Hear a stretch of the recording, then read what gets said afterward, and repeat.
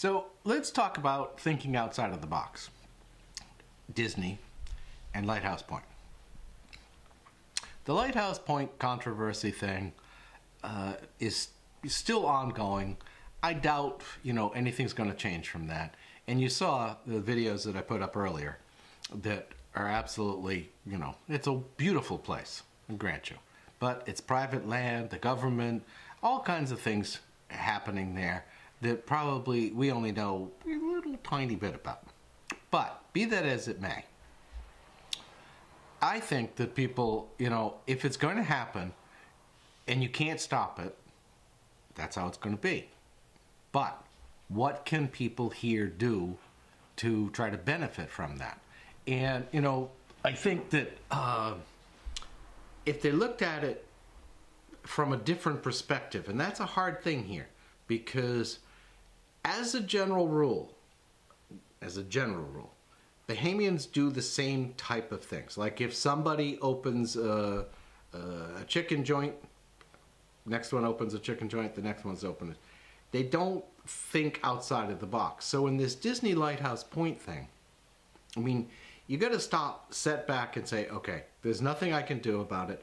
Hopefully Disney keeps the access so that public people, tourists, locals, etc. can still get down to Lighthouse Point, still enjoy Lighthouse Point, all that kind of stuff. But what could happen as far as potential businesses that Bahamians could benefit from off of that? So I'm just going to throw out a few that I've thought of, okay, because I don't generally think in the box. I'm usually way outside the box. One of those things is, you picture, if there's all those people coming to Disney's little resort place there, there's going to be a ton of trash, right?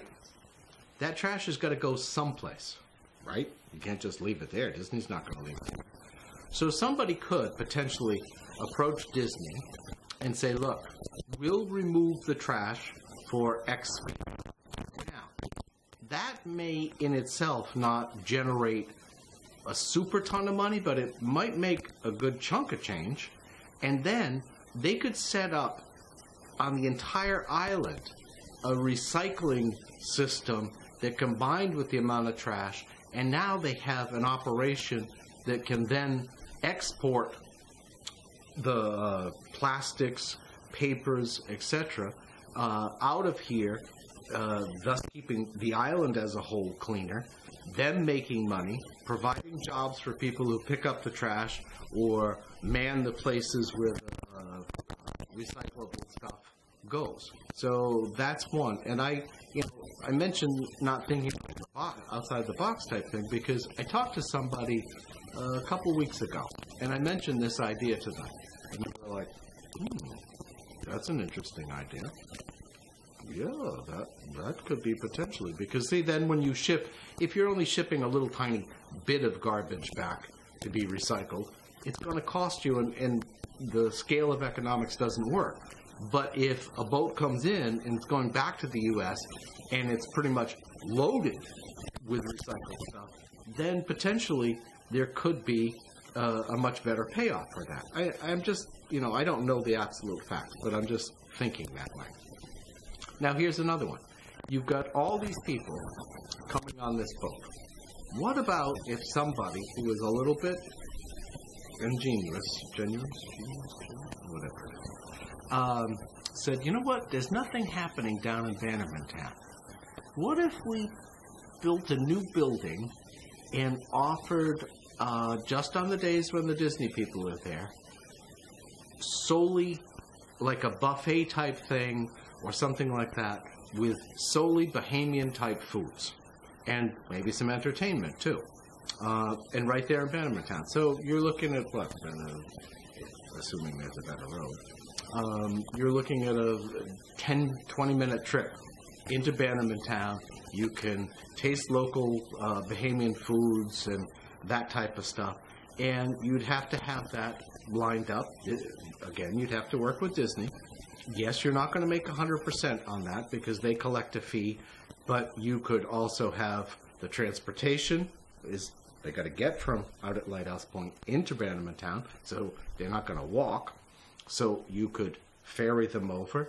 They could have a taste of the Bahamas, or, you know, you come up with some different thing like that that would work.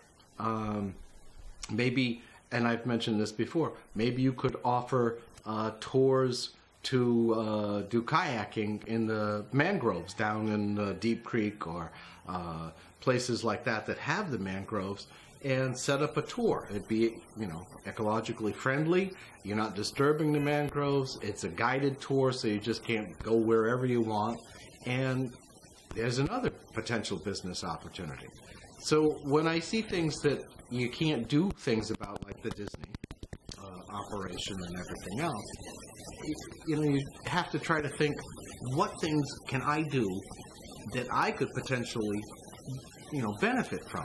How is that going to work so that this, that, and when I say me, I don't mean me personally. I'm talking about the island and people here. And these people could benefit from that, but they're used to not doing things and thinking outside of the box, because it's just always been the way. Somebody comes and then they make money from that somebody. Like somebody wants to build a resort. Okay, they build a resort for them, then it's done. Instead of thinking of different ways that they can do things to advance businesses, create more jobs, things like that, they wait for somebody to come along who's going to start something. And you know, there really needs to be a move so that they start these things and benefit from these things and provide jobs for these things. And I think this is one of those things that's happening here now, that people are coming. I mean, right now, what are we? We're mid-November, late November, whatever. And there's tons of tourists here, which this is, again, it's really odd, because we've only have a very slow period now, which was what, like October? October is definitely slower, September, but there's still people coming almost every month. And now, the beginning of October, or the October month, you got all these people coming? November month, right, sorry. So people have to start thinking, what kind of things could I do to benefit from this? Not wait and say, oh, well, I hope somebody starts something, a new resort or a new this, so I can potentially get a job. Think in terms of, what can you do that you'll be able to benefit from, and you'll also be able to create jobs for others. And I mean, you know, we don't have enough right now, but picture getting like a what's it called? The pontoon boat type things. Okay? Getting one of those. And a couple of days a week, when the weather's right and everything else, you could take a group out to go snorkeling on a certain reef or something, as opposed to just off the shore. I know you got to put an investment into it and everything, but it's something that's not here. I think it's something that people would like to do. Go out to a certain reef that you happen to know has a whole bunch of marine life and everything else. What's it? No. No. We don't want to get into hair braiding. Oh, yeah, well, I mean, that's something Disney will... Sid just mentioned hair braiding. And it's like, I know that's a real touristy thing. It works for here. By the time you get back to the States, it's all taken out and everything else. And that may work for Disney, but they're not going to make much money on that. Not everybody's going to do that. So that's not one of those things that provides a lot of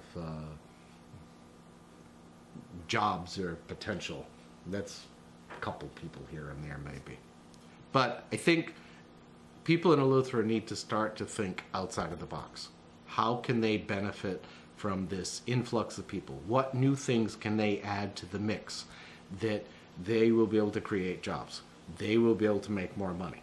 Not just wait until something comes along that they can potentially get a job from. It has to be a more sit back, think, analyze, and work with what's here. That's the key, I think.